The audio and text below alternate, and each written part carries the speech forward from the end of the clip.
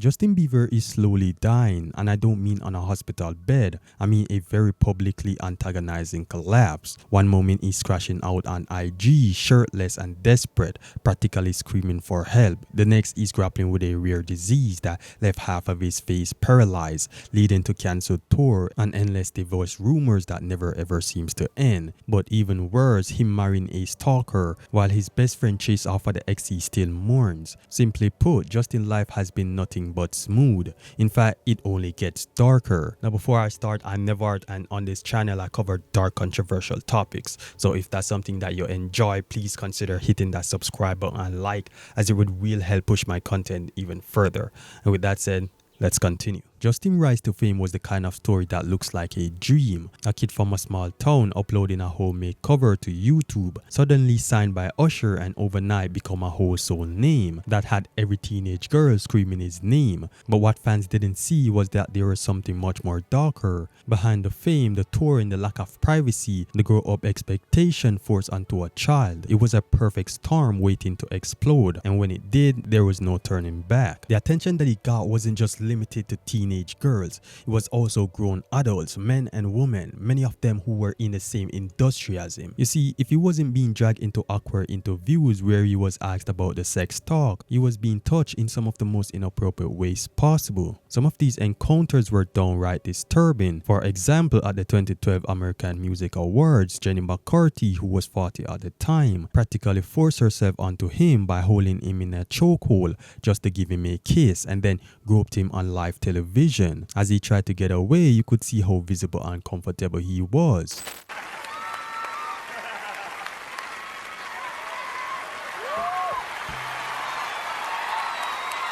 Wow! I feel violated right now. But instead of apologizing, McCarthy joked about it in an interview afterwards, even calling the moment cougar rape. I want some Bieber fever, and I want a Bieber rash. I want it all. It'd be like cougar rape. Around the same time, Katy Perry was also caught groping him backstage, another disturbing moment to add to his list. But it doesn't stop there. There's also the time when James Corden interviewed Justin, but instead of having a normal interview, he sniffed the 16-year-old and shoved his hand in his face, like it was completely normal to do so. Can I say this? Lean into me again. You smell amazing. How old are you? I don't ever remember smelling that good at 16. Like that was bad. Yeah. Wow, look at your eyes. Thank you so much. Look at him. Look at what a beautiful face. All right, now it's time to find out who's nominated.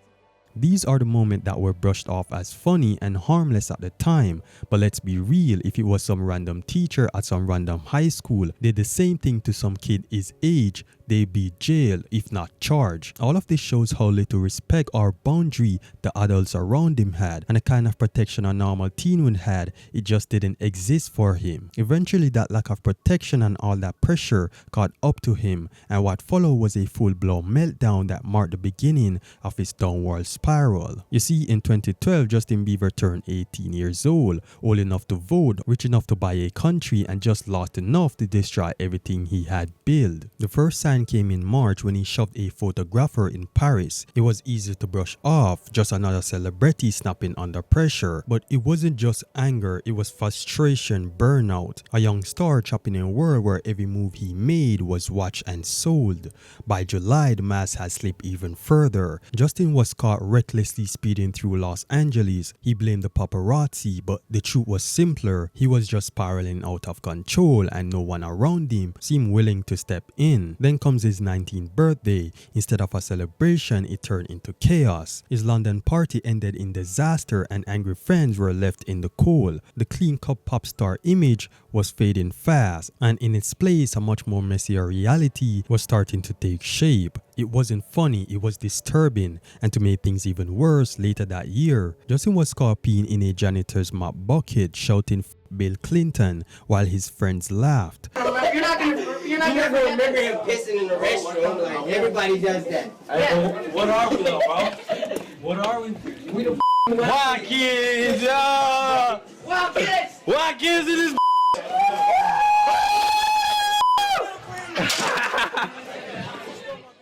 Then there's Brazil, where he would draw onto a hotel wall with graffiti. Not to mention, he hacked his neighbor's mansion in Calabas, causing $20,000 in damages. The mask wasn't just slipping, it was gone. And then in January 2014, everything broke. Justin was arrested in Miami, drag racing high on Xanax, weed and alcohol. That same month, another assault charge, this time in Toronto for attacking a limo driver. Another time, another life crossed. And so over 270,000 people signed a petition to have him deported from the US. Miami pop star Justin Bieber is charged with assault this morning in Canada. He surrendered to Toronto police Wednesday night. Bieber is accused of beating a limo driver in the head last month. The world has gone from idolizing Justin Bieber to wanting him gone. But behind of it all, the headlines, the mugshot, the mockery, something darker was happening. A 31-year-old Justin would later admit that during this period, he was spiraling. I started to do pretty heavy drugs at 19. I abused all my relationship. I become resentful, disrespectful to women, and angry. I become distant to everyone who loved me, hiding behind a shell of a person I had become. Years later, he credited his marriage to Hailey Baldwin for helping him rebuild. But here's the thing, that whole statement about Hailey Baldwin helping him rebuild, it only scratched the surface, because behind the scenes something much more darker was unfolding. You see, Hailey Bieber wasn't always a key player. In fact, she started out as just another teenage fan in a crowd of millions. And so in 2009, when Hailey was just 12 years old, Justin was becoming a global sensation. But while most kids her age was dealing with middle school drama, Hailey sets her sights on something much more bigger. You see, her father was actor Stephen Baldwin, who was a part of the Baldwin brothers, and so he had connections, and through those ties, she got backstage access to meet Justin. The moment was awkward, caught on camera, and still brushed off as just another celebrity fan encounter. But for Hailey, it was much more than that. It was the beginning of something much more bigger, something calculated, if you will. Fast forward a few months, and Hailey started tweeting about Justin. A lot, not just fangirling, but full-blown obsession. She tweeted about how she loved him and how she was Team Selena, referring to the then blossoming relationship between Justin and Selena Gomez. They weren't just harmless posts. You see, they were persistent, almost like she wanted to be Selena. For years, she clung to the idea of Selena, liking posts, commenting, staying deep in the online forum. She didn't watch from afar. She inserted herself to the point it felt like she wasn't just a fan anymore.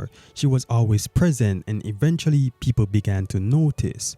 From 2011 to 2014, when Selena was at its prime, Hailey was right there. She publicly expressed her admiration for Selena Gomez and Justin music. But as their relationship began to spiral in 2014, something changed. As Justin and Selena were on and off, Hailey wasn't just in the background anymore. By 2016, Justin and Hailey were spotted together at events, but it wasn't just friendly outing. It was clear that Hailey was trying to take Selena's space. A few months later, they were publicly kissing. That's when the question arises, how did a girl who had so much vocal support of Selena suddenly end up dating Justin? Was this just a coincidence, or was Hailey been waiting for this moment all along? As Hailey became more visible in the public eye, something else began to change. Hailey's style, her fashion choice, her interviews, even her personality seemed weirdly similar to Selena Gomez. It wasn't just the occasional mismatch outfit, it was the pattern. Selena would wear something, and then just weeks later, Hailey would be wearing the same exact thing. Selena would post a photo, and Hailey would share something strikingly similar, often in the same pose. In 2020, Selena launched her cooking show, Selena Plus Chef, where she would cook at home. But not long after, Hailey Bieber would debut her own YouTube series, What's in My Kitchen. Notice the similarity, the concept, nearly identical. Both shows featuring the woman cooking comfortable food and chatting with loved ones in a cozy kitchen setup. And so Hailey's show came off less as an original idea and more like a mirror of something Selena had already done. It simply feels like Hailey was just doing this because of Justin.